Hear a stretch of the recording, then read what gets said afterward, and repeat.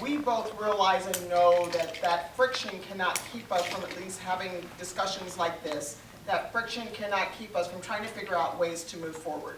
So I just wanted to open by saying that. Secondly, I have to leave at 6:30 because I have another event to go to. So we have an Officer of the Year dinner that the Ventura County Kiwanis Club is putting together. So it's not because I'm being rude, it's because I have to put on a tie and go to another event.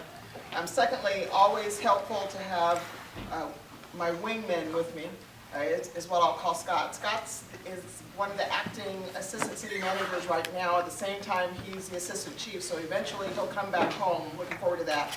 And then secondly, I do have Elaine Crandall with me. We ran into each other at a board meeting, had many conversations from the mental health side about what the county is doing. So I just want to keep my comments brief about the presentation. And I do want to talk about the crisis intervention team, although I know, Armando, you have a different philosophy on that. I read the VC reporter. Did you? I did. Had to. Got to read everything to find out what people are saying. So I know, right? So that's what I'm talking about. So in Armando's article, he made some statements based on how he thinks and perceives about the CIT program.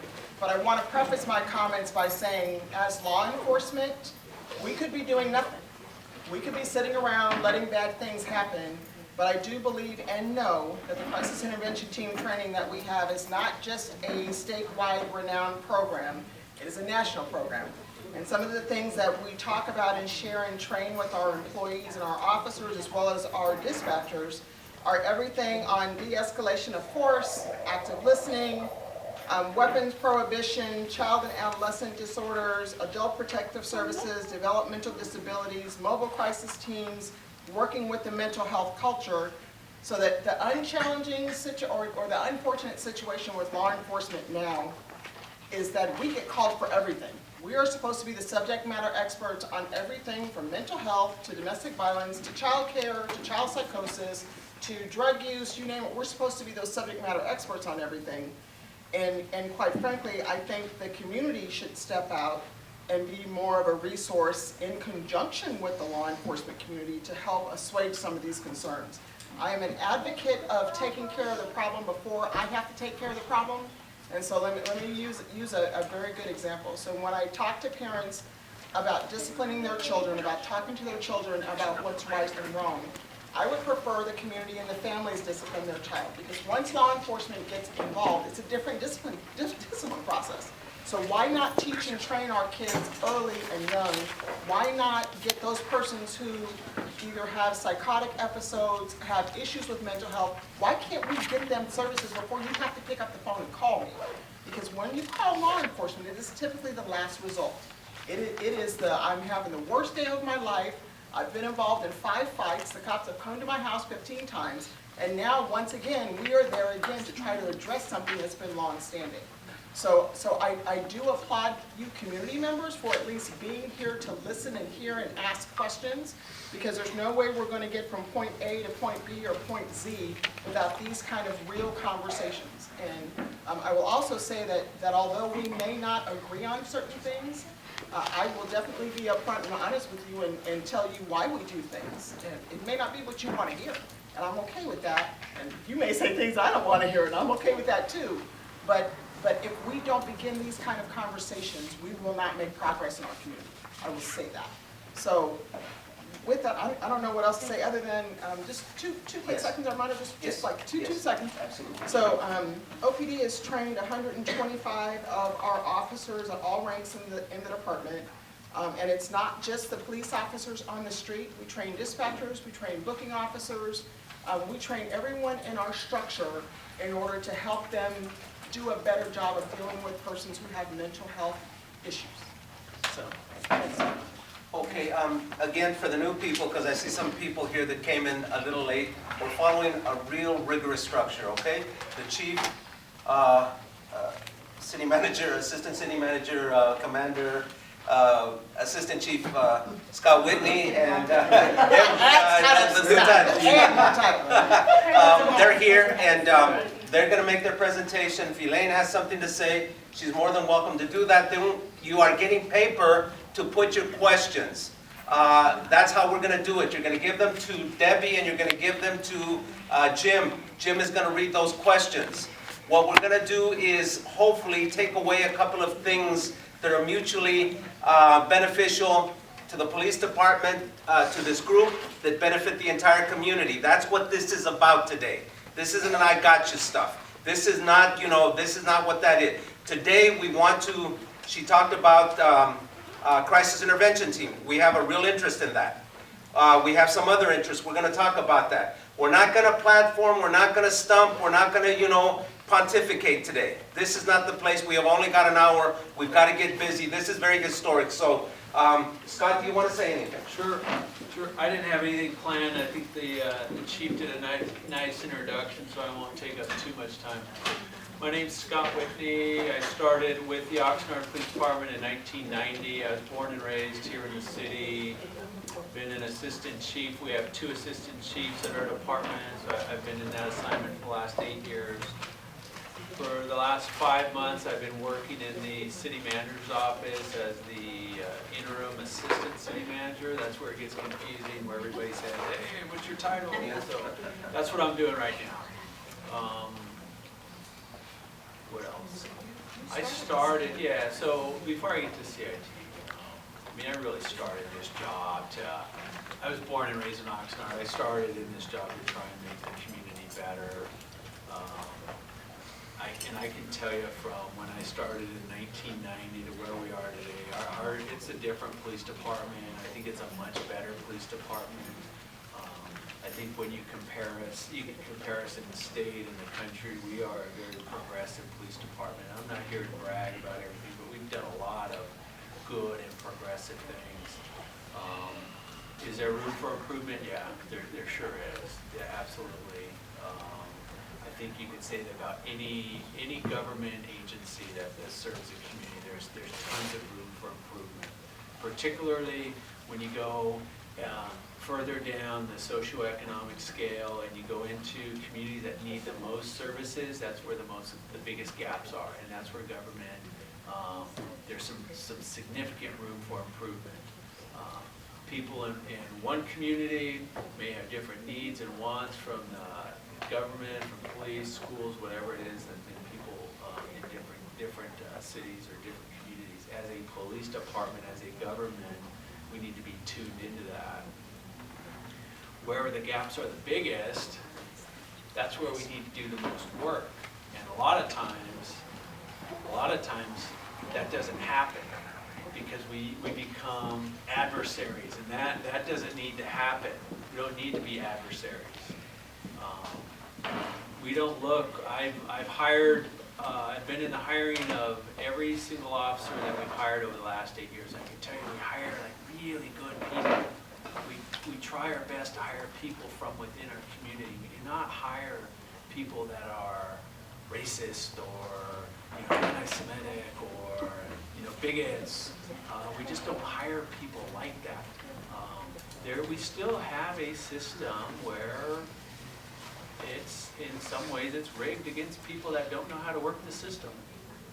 It's, this idea of institutionalized racism. If you would have asked me about that 8, 10 years ago, I'd have said absolutely not. There's no way. But as I've learned, I know that exists. I know that now.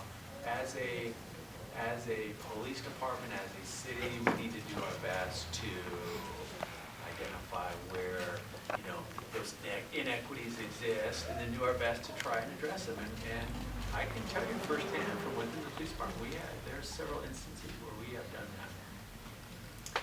Going back to being adversaries, that's exactly what we do not want to do. We do not want to be adversaries with our community, with people that need our services. In a lot of ways, they need our services more than people in other neighborhoods or other cities. And so whenever there's an instance of mistrust of government, city, police, we need to fill that gap. We need to address it. We need to be willing to come to a meeting like this and hear what people have to say. So we'll show up, Chief and I, others from the police department, we'll show up anywhere where we think it can be productive. So there's a lot of stuff I'm sure we'll get into CIT, and I'm sure I'll kind of swing back around to this idea of being adversaries or not. And I do have an opinion. I respect Armando. He knows that. I hope it's mutual. When he does write pieces, I'll tell this to Armando. When he writes pieces like he did about the CIT program that, from our perspective, just is not fair, I think I will argue that it creates more of an adversarial relationship than it should be. I praise him and Debbie for being willing to have this meeting and to have this open dialogue, because I think that is part of the other side where we're kind of smoothing it out, as opposed to being like this. We can work together, so I applaud that, and I thank you guys for showing up as well. And I don't want to take up too much time, so I'll just look to hopefully answer whatever questions you guys have and get some feedback from you. Chief, I think that, because you guys were super brief, I think that we have time, but no stumping, guys, no sermons, okay? We can go around, identify ourselves. It's important that the chief and that the people here, Scott and everybody, know who you are, who you represent. No stumping, okay? So let's go. Armando Vasquez, okay? And I'm Betty DeVries. Eileen Tracy. Jim Gilmer, Ruth Jones. Benny Creighton, Your name, Jackie. Jacqueline Viaggi, artist. Francisco Magdalena. Victor Perez, Adam Kelly. Josh Ruiz. Miguelito Trujillo. Patricia Arellano. Don Montgomery, René Corado. Ashulu Chunja, Pastor Benito Juarez. Norma Juarez. just Tears, Karen Soda. Elaine Crandall. Identify yourself, brother. Eugene Ivanova. Hector Alonova, Joey, Jose Padilla Alonso. Joy Wenslaw. In the back, Julie. Julie. Nympha. Pedro Flores. And the young kids that are already electronically hooked up, right? Okay, so I think, do you want to say something, Elaine, and your associate, please? Oh, thank you. I'm here because I live in Oxnard. We have known Debbie and Armando for a long time. And I've had this job for about 4 months now. And one of the things I'm committed to is to listen to the community, just like Chief Williams. And all of us are here to listen, because we do know that government institutions can, as Armando one time talked about, it's like this big block. Sometimes it's very hard to get in there. I get that. And I also wanted to hear about what you had to say about the CIT training, the curriculum particularly. You're finding it displeasurable. It is a nationally renowned program, and if there are ways to make it more applicable to this particular community, I would like to hear about that. That's why I'm here, just to listen and learn. And this is Karen Sahota, and she has for many years been a trainer for all of the police departments, and she now works in the behavioral health department.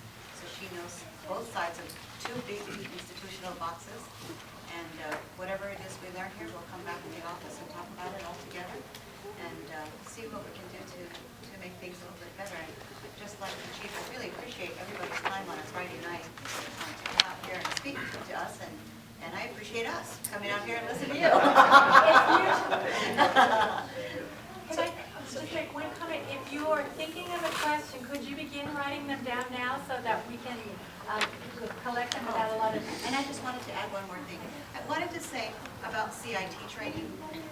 If you will, when I looked at it, it reminded me of safety training. It's a kind of a way to let people know in advance how to avoid a very bad thing from happening by being more educated. And it's very hard to start looking at things like, when you look at safety training in all industries, it's always been a challenge, because one of the things in the county we try to measure, Chief, how did safety training influence the number of people who went out on workers' compensation? How can you prove that this training caused that? That's kind of a national question that people always have to ask. But because you can't always answer, it doesn't mean you don't do it, right? So this is the best that we have right now, and we are always interested in making the best better, because nothing's static. So I just have to say, the sheriffs and the police, it started off with our sheriff's department. None of the police departments were mandated, were they? They volunteered to yeah, everybody volunteered to step in and take this particular training. And so I really applaud that.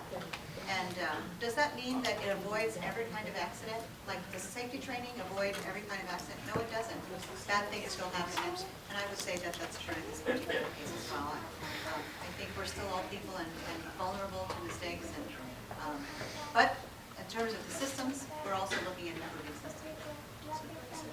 Just, Elaine alluded to, I'm sure Karen will, I know Scott did, the CIT program is a county-wide program. So every law enforcement agency in this county works together in the CIT program. And I will tell you that is not normal, to say the least, by any stretch of the imagination. Most times there are rifts between different law enforcement agencies, the municipalities, the sheriffs. In this county, we're very fortunate to have a working group of professionals that we have both at the chief and sheriff level as well as the officer level willing to work together, and we actually fund this program because that's how much we believe in it, is we all contribute a certain amount of funding to the program.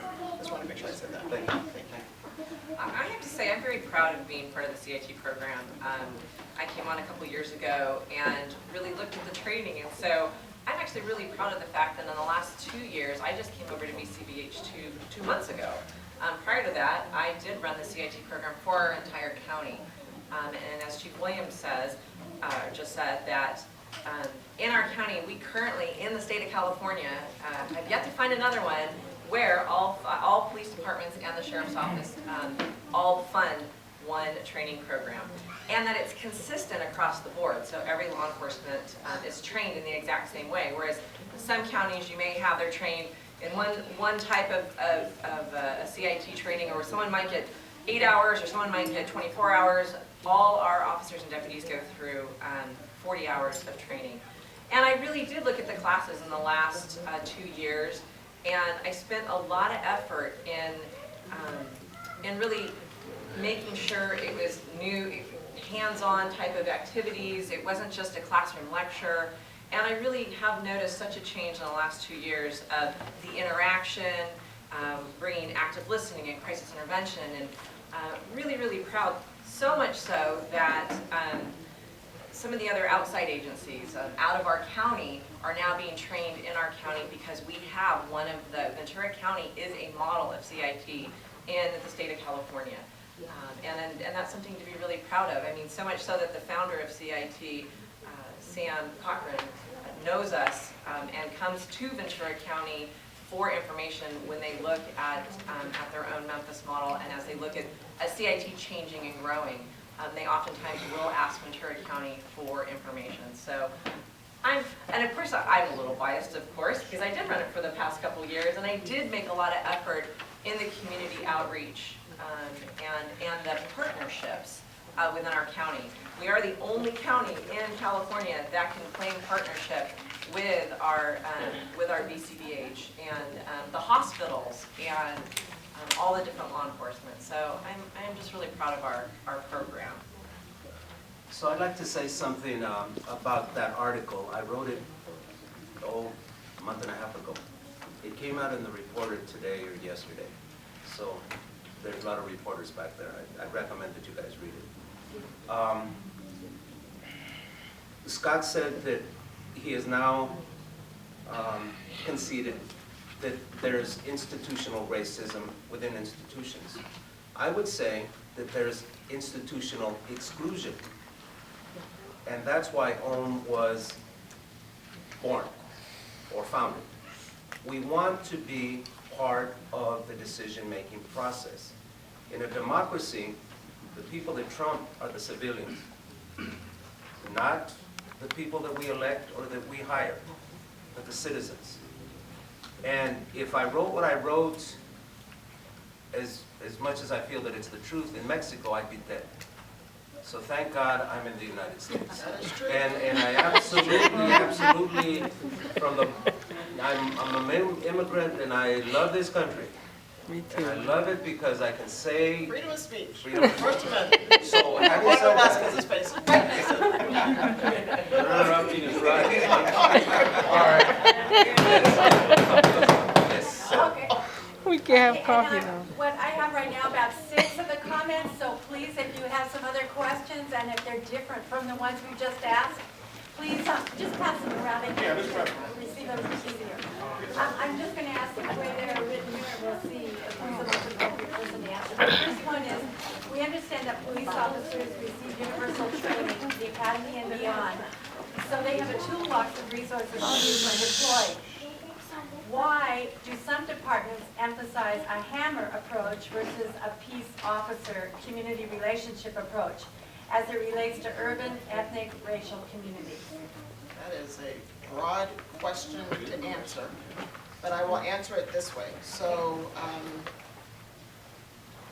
the city of Oxnard Police Department has been having many conversations about I don't want to say it's a new notion, but the idea that we have to be trustworthy in our community. You have to find what we do in our actions trustworthy, factual, and legitimate. If we don't have that, then there will be a constant erosion of trust. So in some of the other things that I do with the state, we have a state of police chiefs who get together, and we are working on building training in what's called legitimacy and building trust in our community, so that for certain, we have a guardian mentality versus a soldier mentality. So if you look at our law enforcement agencies, 20, 30 years ago, we were a soldier mentality.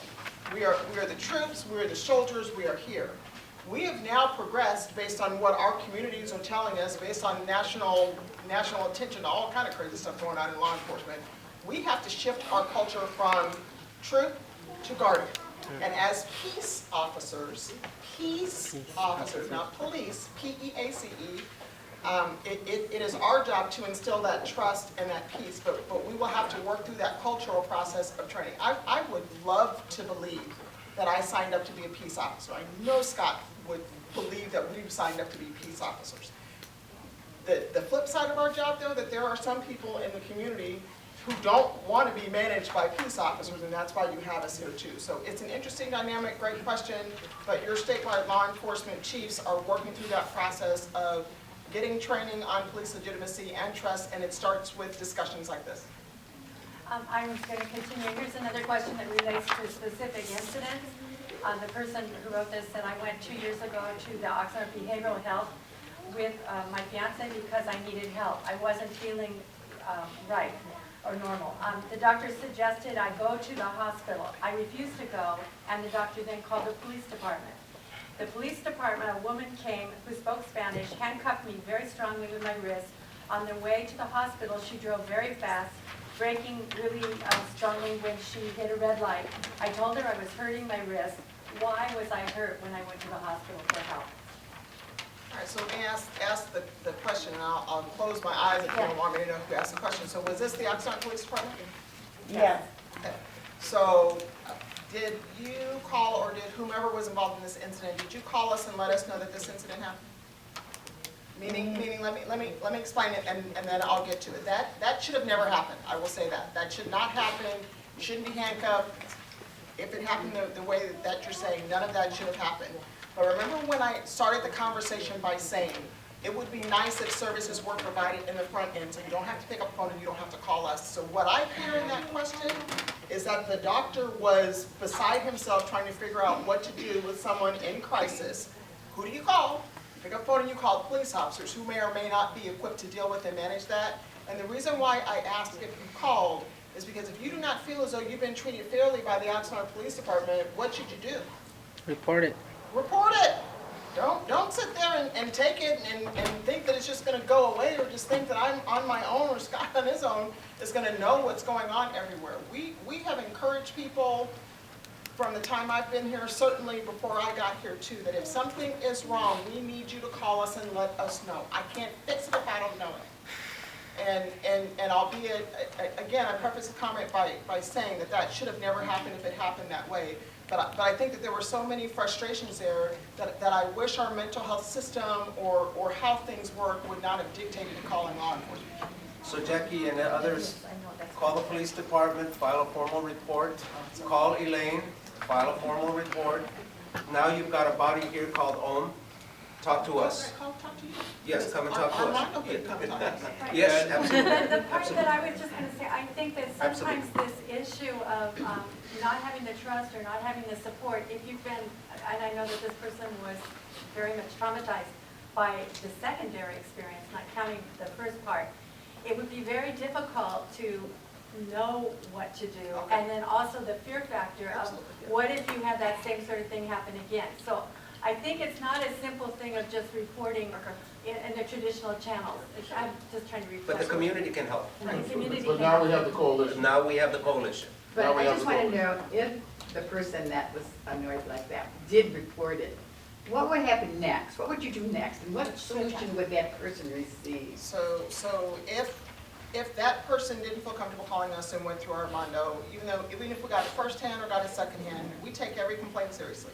So that complaint gets investigated by several investigators. They will talk to the person who's calling in, they will talk to the officers, they'll get to the bottom of the situation, and if some wrongdoing happened, we will take care of it, educate, discipline the officer, and that's how we take care of things. And I'm glad you asked that question, Elaine. I can definitely count on you to ask questions.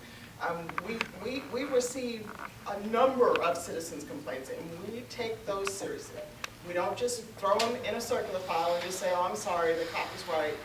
We've been very judicious about what we do, so much so that we're an agency that has an auditing sergeant. So we audit our citizens' complaints. We audit policy and procedures and practices. We are one of the most transparent agencies in this county.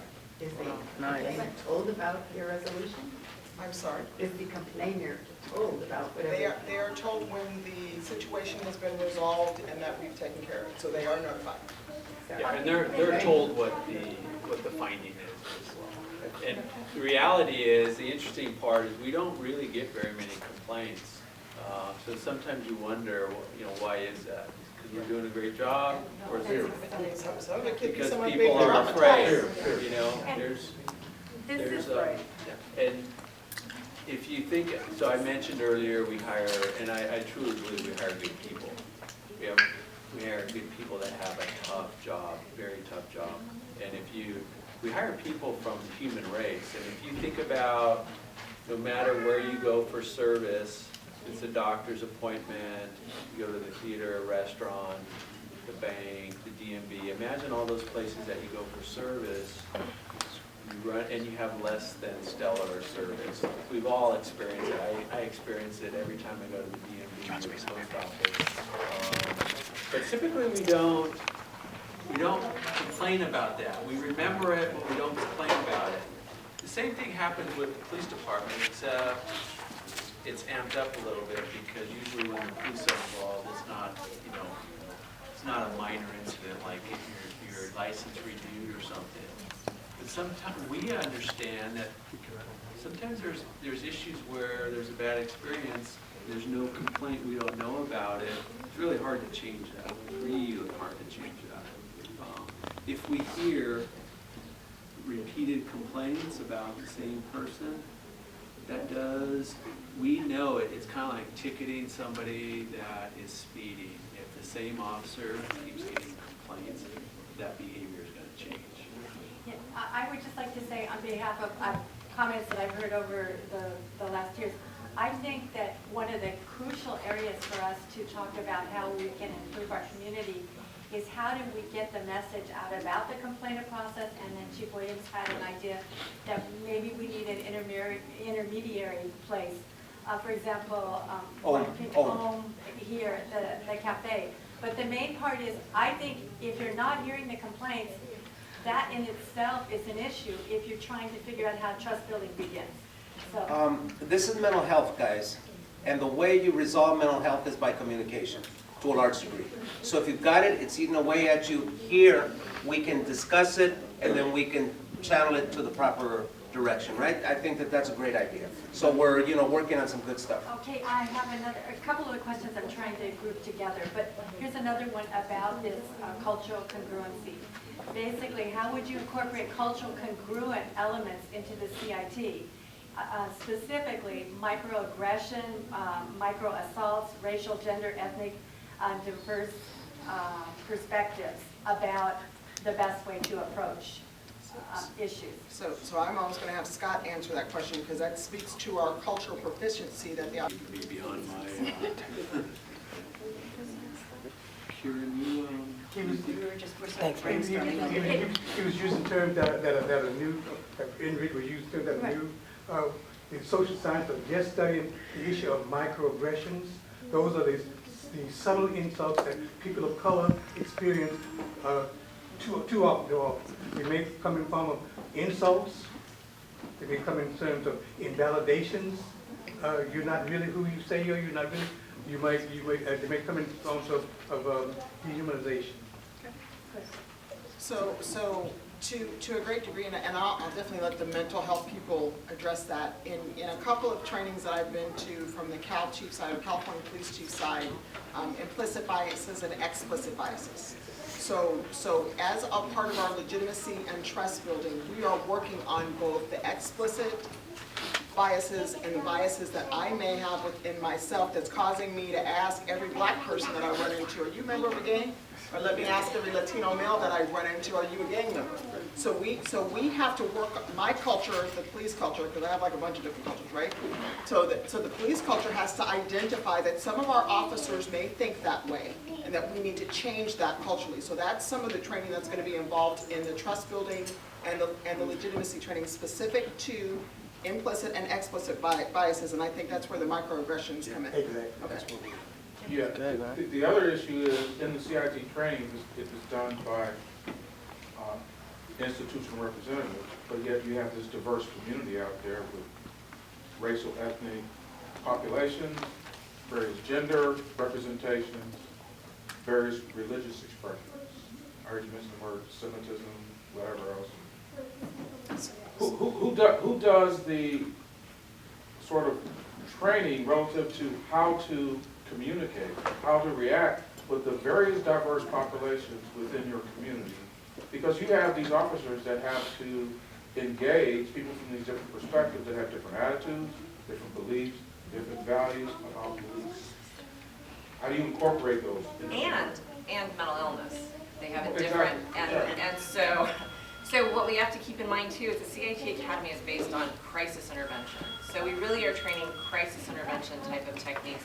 We have, currently is Ratan Bhavnani from NAMI, is the one who does our cultural competency. So tell them what NAMI is. NAMI, the National Alliance of Mentally Ill. Yeah. And so we also have a whole, because it's a mental health based aspect, in our own voice. So NAMI actually comes out and presents that aspect.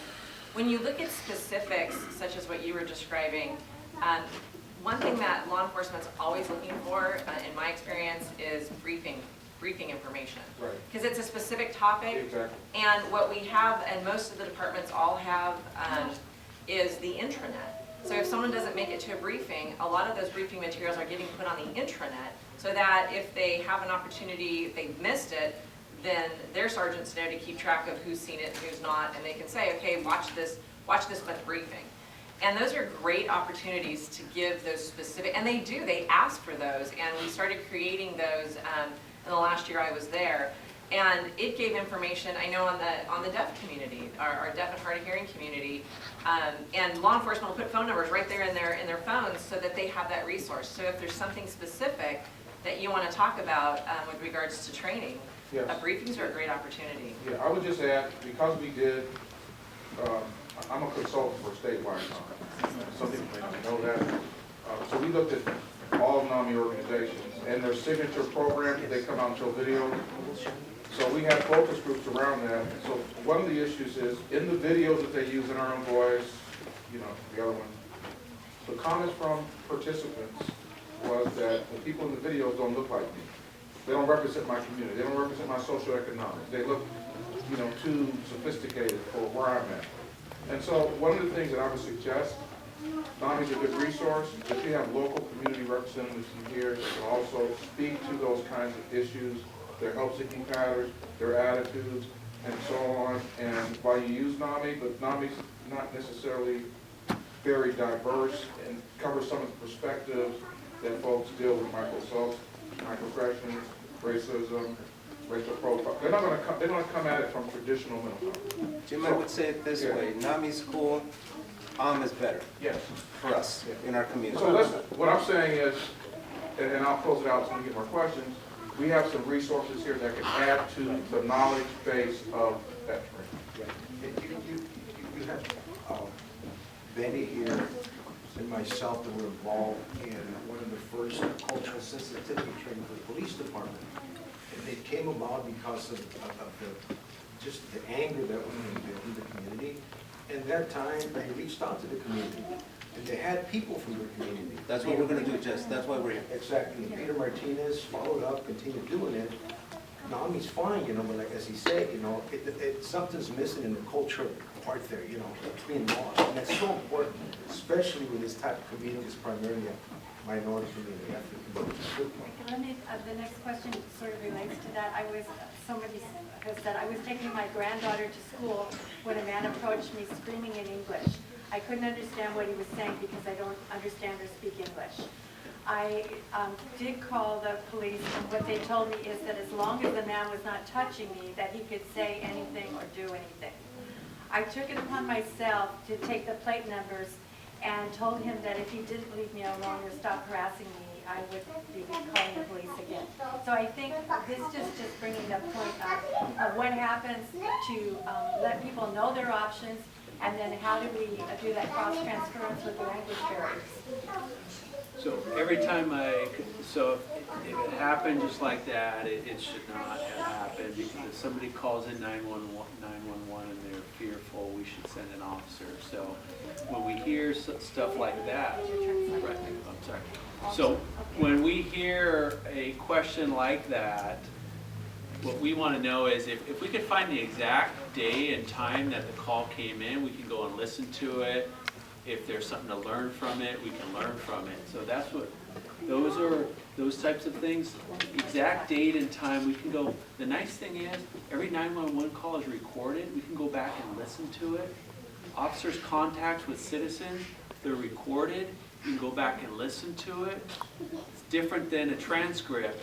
We're listening to an audio recording, you can hear those microaggressions, and we can take action on that. So specific dates and times. Señora, tiene que seguir su queja, ¿verdad? Tiene que seguir eso. Y lo que estamos haciendo aquí, and I'll translate real quickly, what we're doing here, lo que estamos haciendo aquí es, estamos desarrollando una relación entre este grupo, la policía y el condado. What we're doing is developing a fluid relationship between the police department, and Ventura, so that we can talk and that we can really get a hold of these complaints that are kind of being lost, and we can, put them in the proper place, right? That's why this, and the change can happen. That's why this grouping is so important. So stay with it, okay?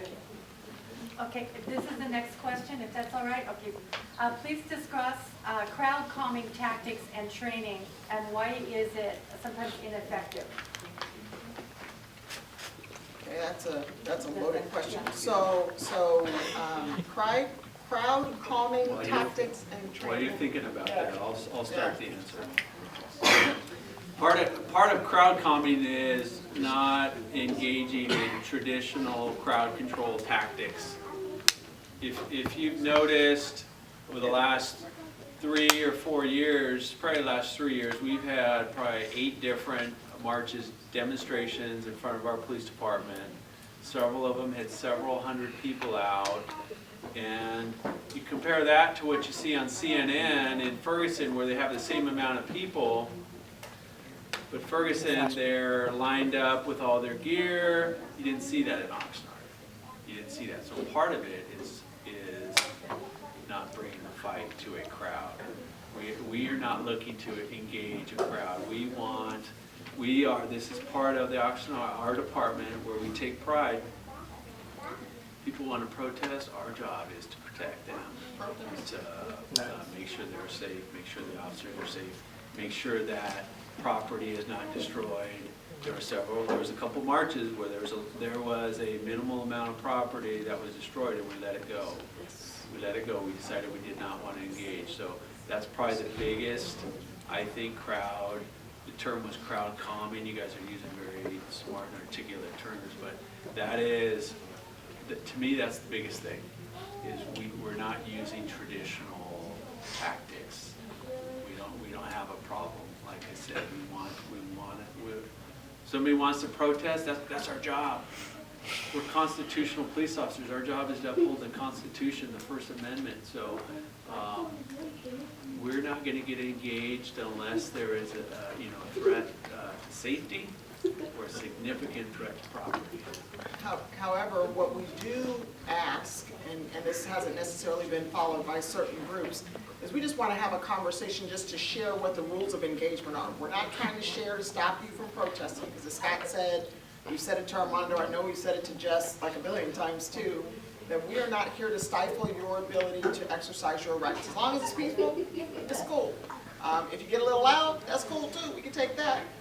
The problems become when we have safety issues imparted in there, and our officers are trained in certain tactics to keep the fight from coming. Because oftentimes, sometimes groups want to break the fight. They want us to flinch just a little bit, and our officers have been trained in this process to take a couple steps back, to really look at the crowd, to be able to articulate safety issues, and if it's not a safety issue, we're going to let you protest, because that's the way it is. And to Scott's degree, I will say we are darn good at what we do, because we haven't had a Ferguson, we haven't had a Boston, we haven't had an Oakland, we haven't had an LA, we haven't had a Phoenix. I can keep going down the list of how we've been able to manage that. And I will tell you, from a law enforcement side, it is hard to manage that, because we want to take care of the situation. We want the situation under control. We want people to be safe. But at the same time, we understand First Amendment rights, and we're here to protect those rights, as Scott said. So that's the police side. Our side is that it takes two to tango, but it also takes two to keep the peace. So the community is very cognizant, very aware, and has been demonstrated incredible restraint. There has not been, and I can tell you, because I need to tell you, that I don't know of any organization that has come to the cafe, that come to me, they've spoken to me privately at 12 o'clock, 1 o'clock, 2 o'clock in the morning, and said, we're going to start some stuff. I've never heard that.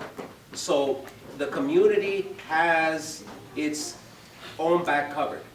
And we talk people down, and we communicate.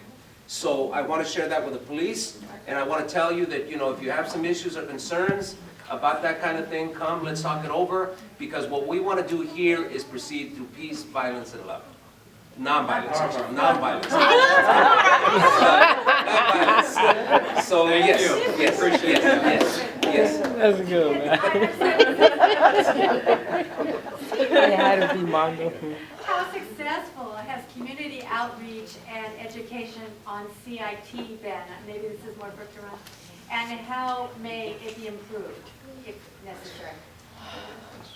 So we articulate often, and to be very honest with you, whenever we have a critical incident, officer-involved shooting, use of force that's somehow pushed in social media or in the media, one of the first questions that I get asked, is, was the officer CIT trained? Because now people understand that terminology and understand that training is out there. I know that the police department can do a better job communicating. So we push information out on Facebook. If people call in from the reporter side, we report that information too. Our officers that are CIT trained, they wear a special badge on their uniform also. But I mean, we can commit to trying to do a better job at working with the county to share what we're doing from a regional standpoint within law enforcement. I think we could do a better job with that. How about working with the community? I agree. Debbie, I think, so I was one of the founding members of CIT. That was in 2001. I think that back then it was probably better known then, because it was a higher issue then, because we had several throughout the county officer-involved shootings of people with mental illness. So it was kind of more at that topic was more at the forefront. I also think that the National Alliance for Mentally Ill, NAMI, is more of a, City of Ventura and East, they have more of a presence, City of Ventura and East, not as much in Oxnard. And so there needs to be more awareness of that in Oxnard. And I think that keeps Right, coming up. right, and that's why we have this group here, when there's a void, something comes up to fill the void. Great. Yes. There are two that sort of follow. I think you're one of those. I just wanted to say when it comes to the community, every department has a CIT coordinator, and all the sheriff's office also has a CIT coordinator. And though I can't, commit to their schedule, that's up to each department. But that coordinator is kind of that liaison between the community and the department. And so we have a great team, and like I said, every single department and sheriff's office has that. I used to go to community meetings, and that's something that as we became more and more known, KCET actually just recently, because we became so more in the community, but can there be room for improvement? Absolutely. And is it where law enforcement could come to some of those community meetings and be part of that? Absolutely. Yeah, just one quick statistic. And I'm here because I think CIT is a good thing, but using NAMI, they have like 90 affiliates statewide. Probably 90% of them are Anglo. So even though the time might be from a certain ethnic group, but yet the overall paradigm is from that perspective. And so I think having OHM and others come to the table and present other information, you're going to get another cultural dynamic. And I think I'm sorry to cut you off, I think inviting law enforcement to events like this and to regular meetings, I think that's where you have a lot of that community support building as well. And that really is in the last couple of years in different organizations that had wanted some of that one-on-one. That really did blossom in some of those. And that could just be what's lacking in needing that law enforcement that's here that can be that representative for you as well. And Jim, if you had somebody from this group that was willing to step up and be a speaker at CIT Academy, we could facilitate that. We have something that we're going to bring. I'll stand up right, but yeah, don't take that hat. Could I make a motion to appoint Armando for that? Is there a second? I would not take that. We're not Thank you so much. Just Blaine. You gotta have Benny Yeah. first. Both, yeah, we'll get together, but Okay, I'll do that. Actually, can I just interrupt real quick? Benny, weren't you an instructor at the early CITs? Yes. You probably, you could probably give some props to. One thing for the mental health side, we give mentally ill people a bad name. You said you want to be proactive.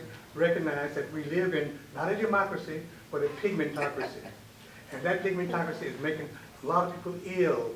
They are very, very vulnerable to becoming ill. So we want the mental health society system to recognize that there's such a thing as trauma, race-related stress trauma. That's not a mental illness, but it's on the precipice. And we want to be able to deal with that. So a lot of people that you're meeting out there calling mentally ill, they are traumatized. They are stressed. Yes, yes. And they are behaving in ways that resemble PTSD. Some of our social scientists call it post-traumatic slave syndrome when it comes to dealing with black Benny, folks. we got it, brother. We got it. Thank you so We much. can talk more in the office. Okay. Okay. I just want to get to some more of the questions, if that's all right. What percentage of officers live in Oxnard and know the community? And So for our agency, I don't have the exact number, so I can get that back to you. I do know that in the hiring process, as Scott says, one of the final steps that they have with the Oxnard Police Department is sitting in front of Scott, myself, and Jason, the 2 assistant chiefs and the chief, in an oral board panel. And it is so refreshing to hear people who are born and raised in this community wanting to be police officers, wanting to give back. We always give them an extra shot. I do know a lot of us do live in the city of Oxnard, myself as one person, so it is important to live and work in your community. I do believe that there is a better connection when we have officers who live in the community versus who live everywhere else. However, There are some people who may not live in the city that have great connections too, so I can get that number back to you. I don't want to misquote, but I do think we have more who do than don't. And then, I also, are you going to the next question? No, I was, but I can't won't let even- you go, Scott. You gotta like take a breath and let me jump in. I'm sorry. I'm just kidding. I also think that's important, but I think even more important than that is, do they have a connection to the community? You can live in the community, but if you don't have a connection, I'm done. it doesn't really mean anything. And if you also, from somebody who does the hiring, and it's very hard to get, first of all, people that are willing to step up and wear the badge. It's just not a popular profession right now. Very hard to hire people. And then there's, the written test, the physical test, the medical, the psychological, the background, et cetera, et cetera, et cetera. It's hard to get, it's hard to fill our spots. And if we limited that just to people that lived in the community, it'd be even that much harder. And there's a lot of qualified people that live out of the community. As a matter of fact,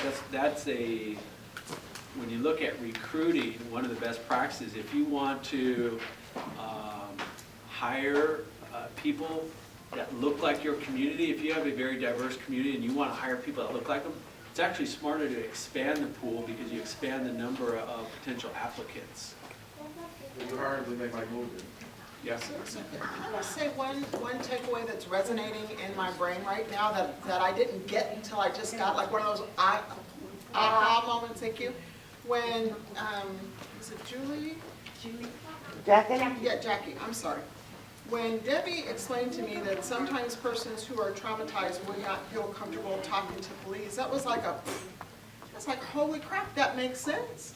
If you've been traumatized by the system, and I'll say that the system, the man, woman, whatever you want to call us, it would be hard for you to pick up the phone and call and report wrong. I did not make that connection until just now. So having liaisons, I think, is important in the event the said person doesn't want to. I mean, We've I got never had about, that Jackie, such we've got just now. about 9 minutes. We're gonna have 5 minutes of takeaway, okay? Takeaway means we're gonna do something with this, not just vent, right? We're gonna go away with stuff. So maybe a question or two, and then we're gonna go away feeling good about the meeting. Okay, I actually have 3 short ones, I think. The one is from Hector Colon and the Alano Club, and they've been working with people on parole and probation for the last 15 years in one facility. The facility is raising the rent, and they no longer can afford to be there. And there's a chance, a horrible possibility, that they might not be able to continue servicing the many people that they do that wouldn't have an intervention tool or support mechanism. Is there any funding or any other support services that could be put to help a group like the Alano Club? So that, I don't know. County or the If- police? Any ideas, and you might not even be able to answer it right now, but that would be something we would all support as being a major priority, because that's prevention, and that's one of the things that we're all working together. How can we improve that situation before something happens?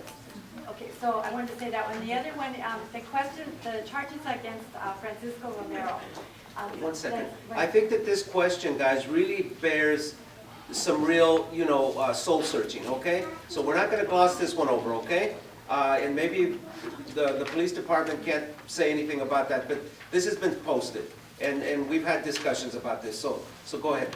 So actually, in all honesty though, Armando and I have specifically had conversations about Mr. Romero. The case is still pending, and now it is out of my hands or our hands. It is now a judge's call to make that decision on that, so I will say that. Okay, and the one part that was mentioned that might not have been covered is no one else was ticketed.